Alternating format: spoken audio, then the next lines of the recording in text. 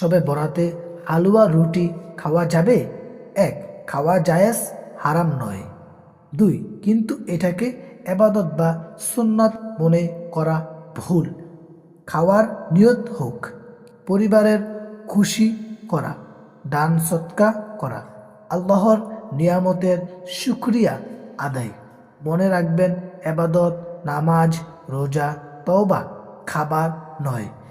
যেসব কাজ করা ঠিক নয়: আতশবাজি, বাজি ফুটানো, কবরস্থানে হইচই, ভিত্তিহীন আমল ছড়ানো, শিরক ও বেদাত।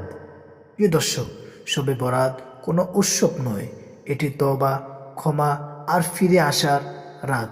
এই রাতে আল্লাহর কাছে বলুন, হে আল্লাহ, আমাকে ক্ষমা করে দিন, আমার জীবন বদলে দিন। প্রিয় দর্শক, যদি ভিডিওটি আপনার উপকারে আসে, ভিডিওটি শেয়ার করে অন্যকেও দেখার সুযোগ করে দিবেন। আসসালামু আলাইকুম, আল্লাহ হাফেজ।